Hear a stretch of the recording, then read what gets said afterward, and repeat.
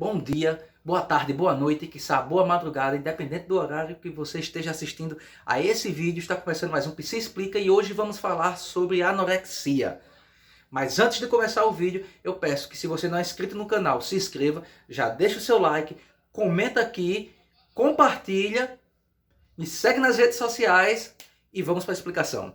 Olha só, a anorexia ela é muito confundida também com outro transtorno alimentar chamado de bulimia, que futuramente eu irei falar sobre ele, mas hoje nós iremos falar sobre a anorexia. E qual seria uma das principais características da anorexia? Ela tende a ser uma percepção corporal distorcida do sujeito.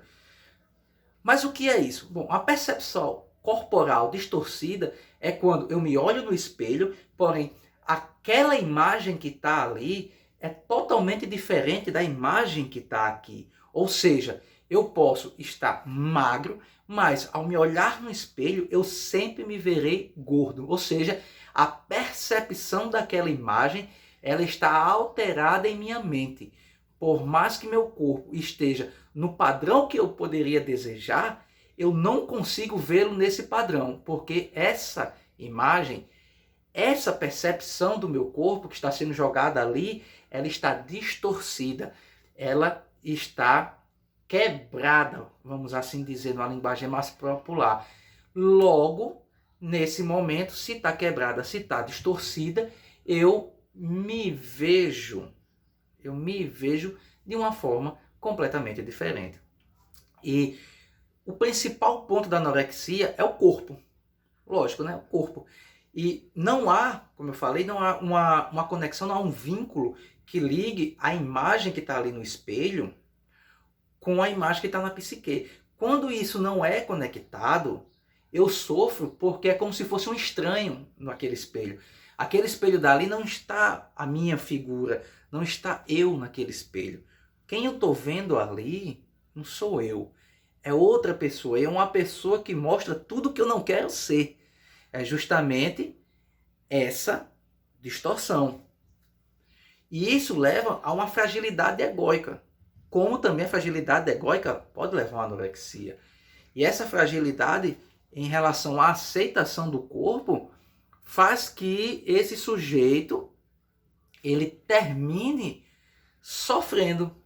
Ele sofre, ele angustia e ele tenta alcançar o corpo desejado por ele, o corpo que ele acha que é o padrão perfeito, o padrão de beleza, o padrão aceitável, o padrão que pelos outros é desejável. Então essa fragilidade pode levar o sujeito a extremos, a fragilidade desse ego, a necessidade dessa aceitação aliada a uma má percepção do corpo. Pode levar esse sujeito a extremos. Como? Agora eu vou para os atos, os sintomas, as manifestações dela no corpo. Por exemplo, pode levar o sujeito a longos períodos de jejum. Nós sabemos que isso não é saudável. A pessoa pode passar longos períodos de jejum sem estar comendo nada, muitas vezes até também sem ingestão de líquido, para que possa perder peso de maneira mais rápida.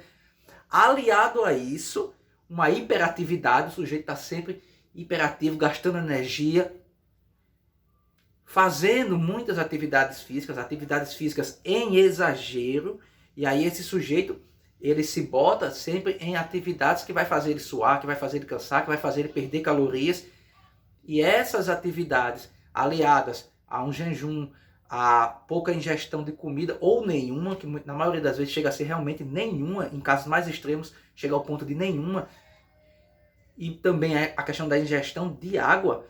Então esse sujeito começa a entrar num quadro de deterioração corporal, ele tem estados de depressão, uma forte ansiedade porque ele deseja almejar aquele corpo, ele deseja emagrecer, ele deseja que as pessoas entendam que ele está com um corpo disforme, e também um forte sentimento de culpa, porque quando ele tende a comer, quando ele termina por comer algo, por ingerir alguma caloria, ele se culpa fortemente, regurgita, e aí é um quadro que chega a ser igual ao quadro de uma bulimia.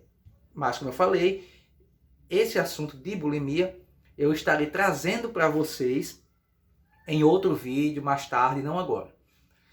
Mas veja só, além disso, quais são os comprometimentos que esse sujeito tem? Os comprometimentos é um corpo debilitado, em longo prazo, queda de cabelo, pele ressecada, rachaduras na pele, os dentes começam a cair, o cabelo começa a cair. Também pode ocorrer a falência de órgãos, como os rins, por exemplo, eles podem terminar entrando em falência devido à falta de nutrientes, à falta de ingestão de água, e o corpo não se sustenta e os órgãos começam a morrer. Por isso é importante não ter a anorexia como uma frescura, como algo de, tá querendo chamar a atenção. É importante compreender esse quadro, compreender o que leva esse sujeito a passar por isso.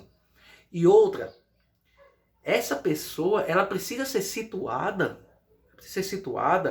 dentro da sua imagem corporal real.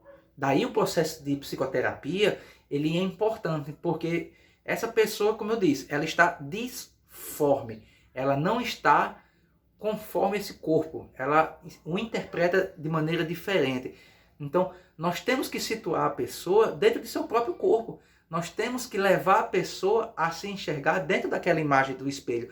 E enxergar que aquela imagem, ela está sendo interpretada de maneira distorcida, mas que ela é a imagem real. Então, daí temos um processo psicoterápico que é extremamente importante e também a família e amigos ajudando quem sofre da anorexia. Porque se não houver isso, dificilmente esse sujeito vai conseguir achar o seu lugar no mundo.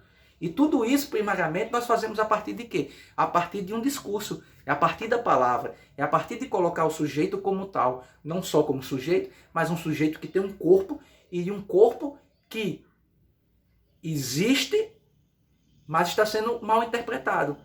Então, há o discurso como uma ferramenta para que o sujeito comece a compreender as mudanças de interpretação, de percepção dele com o seu corpo. E muitas vezes a gente pode pensar assim, mas como que pode surgir a anorexia? Olha, a anorexia ela pode ser interpretada de diferentes fatores, por diferentes abordagens, por diferentes investigações. E eu posso trazer aqui para vocês um exemplo, por exemplo, da falta de um vínculo criado durante o processo de amamentação e identificação do sujeito. Ou não criado esse vínculo, ou criado de uma maneira fragilizada, de uma maneira ineficaz. Por exemplo, é de costume quando este bebê mama, a mãe sempre dá palavras para esse bebê, a mãe regurgita palavras para esse bebê. Chama ele de bonitinho, ai que bonitinho, que fofinho, você tá se alimentando bem, tá comendo isso, coma. Talvez nesse processo a mãe não tenha conseguido criar esse vínculo de identificação da criança com a própria alimentação.